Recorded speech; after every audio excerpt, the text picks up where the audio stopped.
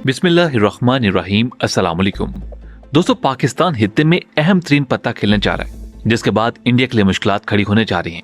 वाक़ रहे कि गुज़िश्ता दिनों चीन और इंडिया के दरमियान 8वीं बार फौजी मुज़ाकरात नाकामी का शिकार हुए थे, जिसके बाद इंडिया ने साउथ चाइना सी के मामले को आसियान ममालिक के साथ उठाना शुरू कर दिया था।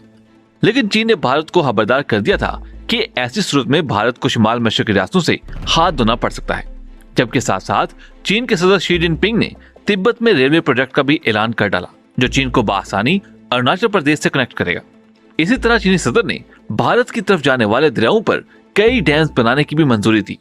ये वो चीज थी जिसके बाद भारत पैनिक में आ गया था और उसने अफगानिस्तान की जानिब से दहशतगर्दी करने का प्लान तरतीब दिया था, जिसे पाकिस्तान की खुफिया एजेंसियों ने बरवक्त कार्रवाई करते हुए उसका सुराग लगाया था। यही वजह है कि इन तमाम मामलात के बाद DGISPR ने प्रेस कॉन्फ्रेंस में इंडियन दहशतगर्दी के सबूत दुनिया के सामने रखे। अब सूरत हाल ये है कि एक तरफ चीन को पाकिस्तान की अशद जरूरत है और CPEC पर काम तेज करने का पैगाम भी चीन की जानिब से आ रहा है। लेकिन पाकिस्तान चाहता है कि कश्मीर का मामला बैकडोर पर ना जाए, इसीलिए पाकिस्तान ने CPEC और कश्मीर को साथ साथ लेकर चलने का फैसला किया है। यही वजह है कि पाकिस्तान ने CPEC के खिलाफ भारतीय दहशतगर्दी का पोल खोलकर चाइना को पैगाम दिया है कि जब तक इंडिया के खिलाफ कार्रवाई नहीं होगी, CPEC के खिलाफ साजिशों का कला कमा नहीं हो सकेगा। इसलिए भारत के खिलाफ कार्रवाई के सिवा चीन के पास अब कोई ऑप्शन नहीं बचा। यानी पाकिस्तान ने एक तीर से दो शिकार करने की कोशिश की है। चीन और भारत को अब पाकिस्तान ने आमने सामने कर दिया है। चीन CPEC को बचाने के लिए भारत के खिलाफ कार्रवाई करने पर मजबूर हो जाएगा, जिसके नतीजे में कश्मीर का मामला भी इंडिया के हाथ से निकल सकता है। वाज़ेह रहे कि साउथ चाइना सी पर खतरात बढ़ते जा रहे हैं। अमेरिका के बाद यूरोपीय ममालिक भी इंडो पैसिफिक स्ट्रेटजी तश्कील देने जा रहे हैं। इसीलिए पाकिस्तान ने अपने जियोपॉलिटिकल सिचुएशन का फायदा उठाने का फैसला किया है। जबकि इसी असना में लद्दाख से भी यह खबर आई थी कि चीन ने दुश्मन पर माइक्रोवेव की मदद से हमला करने की कोशिश की है, जिसमें लेजर टेक्नोलॉजी यानी डायरेक्टेड एनर्जी वेपन का इस्तेमाल किया गया था। चीन के मिलिट्री एक्सपर्ट्स के बकौल लेजर वेव्स ने भारतीय फौज को पहाड़ियों की चोटी से नीचे धकेल दिया। इसीलिए दिफाई माहिरीन का ख्याल है कि चीन लेजर टेक्नोलॉजी की मदद से किसी भी वक्त पहाड़ों को माइक्रोवेव ओवन में बदल सकता है और ऐसी सूरत में पहाड़ी मकामात पर भारतीय फौज का टिकना मुश्किल हो जाएगा। जबकि गुज़िश्ता दिनों वज़ीर-ए-आज़म इमरान खान DGISI के हमरा अहम तरीन मैसेज लेकर अफगानिस्तान पहुंचे थे। यह दौरा ऐसे वक्त पर हुआ था कि जब पाकिस्तान ने अफगान सरजमीन पर भारतीय दहशतगर्दी के नेटवर्क को बेनकाब करते हुए नाकाबिले तरदीद सबूत फराहम किए थे। जबकि इसी असना में पाकिस्तान ने अफगानिस्तान को ये ऑफर भी की है कि वो पाकिस्तान के साथ फ्री ट्रेड एग्रीमेंट कर ले और CPEC का हिस्सा बन जाए। यही वजह है कि इन हालात में अफगानिस्तान ने पाकिस्तान की जानिब देखना शुरू कर दिया है। इसकी एक वजह यह भी है कि ट्रंप ने जाने से पहले तमाम अमेरिकी फौजियों को वापस बुलाने का हतमी फैसला कर लिया है। मीडिया के मुताबिक अफगान तालिबान ने ट्रंप के फैसले को सराहा है, जबकि इंडिया ने अमेरिकी फौज निकालने के खिलाफ लॉबिंग शुरू कर दी है और हाल ही में काबुल यूनिवर्सिटी पर हमलों के पीछे भी इंडिया का हाथ समझा जा रहा है। इसलिए इमरान खान का दौरा अफगानिस्तान इंतहाई अहम था। अशरफ गनी के पास सिवाय सरेंडर करने के अब कोई चारा नहीं है। पाकिस्तान ने वाज़ेह पैगाम दे दिया है कि अगर अफगानिस्तान राह के दहशतगर्दी के नेटवर्क्स को खत्म नहीं करता तो ये काम पाकिस्तान करेगा। जबकि अफगान हुकूमत को खदशा है कि अमेरिकी फौज के जाते ही तालिबान ने काबुल पर धावा बोल देना है। यही वजह है कि जो बाइडन के आते ही अशरफ गनी ने पैगाम भिजवाया था कि अमेरिका अपनी फौज ना निकाले, लेकिन ट्रंप ने जाने से पहले सारी फौज निकालने का फैसला कर लिया है। इसलिए अशरफ गनी पर इस वक्त शदीद दबाव आ चुका है और ना चाहते हुए भी उसे तालिबान के साथ डील करना पड़ रही है। वाज़ेह रहे कि अमेरिकी फौज के अफगानिस्तान से निकाले जाने के पीछे अहम वजह एशिया पैसिफिक पर फोकस करना है, जहां से दुनिया की तिजारत का 1/3 हिस्सा गुजरता है। मीडिया का मजीद कहना है कि जर्मनी और फ्रांस के बाद नेदरलैंड भी इंडो पैसिफिक स्ट्रेटजी तश्कील देने जा रहा है। इस सूरत हाल में चीन और पाकिस्तान ने यह फैसला किया है कि CPEC को सेंट्रल एशिया तक एक्सटेंड किया जाए, जिसमें अफगानिस्तान को भी शामिल किया जाएगा।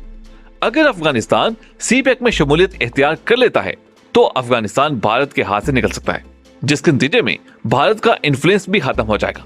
जबकि बेका एग्रीमेंट के बाद चीन ने यह फैसला कर लिया है कि उसने सबसे पहला निशाना इंडिया को बनाना है, क्योंकि वो निस्बतन आसान हदफ है। अमेरिका को पुनिश करने के लिए चीन इंडिया पर प्रेशर डालने जा रहा है।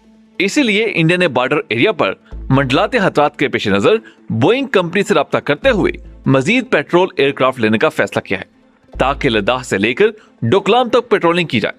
जबकि चीन ने हाल ही में नेशनल डिफेंस स्ट्रेटजी में तब्दीली लाते हुए न्यूक्लियर ताकत को बढ़ाने और उसे मॉडर्नाइज करने का फैसला कर लिया है और साइबर वारफेयर के लिए बड़ा डिफेंस बजट भी एलोकेट किया जा रहा है। दूसरी तरफ अमेरिकी एयरफोर्स ने भी ऐलान कर डाला है कि वो इंफॉर्मेशन वारफेयर के लिए मशक़ कर रही है और अमेरिका के दिफाई माहिरीन ने जो बाइडेन को यह मशवरा भी दिया है कि वो रवायती जंगी तरीकों को छोड़कर अब साइबर वारफेयर और लॉन्ग रेंज मिसाइलों के लिए अलग से डिफेंस बजट का ऐलान करे। लेकिन कांग्रेस बजट अप्रूव करने के हवाले से हिचकिचाहट का मुजाहरा कर रही है। उसने फौज को पैगाम दिया है कि वो काबिल अमल प्लान तैयार करें ताकि हम कायल हो सकें। जबकि यूरेशियन टाइम्स के मुताबिक अमेरिकी एयर चीफ का कहना है कि अब हमारी तरजीहात स्टेल्थ त्यारे F-35 या F-22 नहीं है, बल्कि अब एडवांस बैटल मैनेजमेंट सिस्टम पर काम किया जा रहा है, यानी खुदकार जंगों के लिए joint command and control system बनाया जा रहा है जिसे आर्टिफिशियल इंटेलिजेंस के साथ मुंसलिक किया जाएगा। जबकि चाइना, तुर्की और पाकिस्तान ने भी फ्यूचर टेक्नोलॉजी पर काम करना शुरू कर दिया है, जिसमें इलेक्ट्रोमैग्नेटिक वेपन्स की तैयारी शामिल है। जबकि हाल ही में पाकिस्तान एयरफोर्स की जानिब से आर्टिफिशियल इंटेलिजेंस सेंटर की बुनियाद रखी गई है, जिससे मालूम होता है कि हित्ते में रवायती जंगों की जगह गैर रवायती जंगें ले रही हैं। इसीलिए पाकिस्तान की कोशिश है कि फौरी तौर पर अफगानिस्तान में क़याम अमन को यकीनी बनाया जाए और नेक्स्ट जनरेशन वारफेयर के लिए अपने आप को तैयार किया जाए, जिसके नतीजे में हालात यकसर बदलने जा रहे हैं। दोस्तों, आज की वीडियो के बारे में आप क्या कहते हैं हमें कमेंट्स में जरूर बताइएगा। आपसे मुलाकात होगी अगली वीडियो में, तब तक अपना बहुत सा ख्याल रखिएगा। अल्लाह हाफिज। हामिद तोती साहब, क्या ASI ने मरवा दिया मौलाना खादिम को? देखें, बस नवीर, मैं सिर्फ एक आपको ये शेर पढ़ के बताना चाहता हूँ कि मियां मोहम्मद साहब लिखते हैं, दुश्मन मरे थे खुशी ना करिए, सजना भी मार जाना, दीगर दे दिन आया मोहम्मद ओढ़ डूब जाना। ये जो आप प्रोपेगेंडा कर रहे हैं ना कि वो मारा गया, या इसमें कोई शक नहीं है कि वो बीमार से बहुत देर से, और कल रात को उनकी फौत की वो फौत हो गए हॉस्पिटल। किसी की मौत पर खुशी मनाना ये आपका कल्चर होगा, आपके दहशतगर्द मुल्क का कल्चर होगा। हमने खबर दिखाई है और उनका वो बयान दिखाया है जिसमें वो पाकिस्तानी सेना, पाकिस्तान की आर्मी और ISI के खिलाफ बोल रहे हैं। ये सवाल अब उठ रहा है कि क्या ISI ने मौलाना को मरवा दिया? उसका जवाब दीजिए।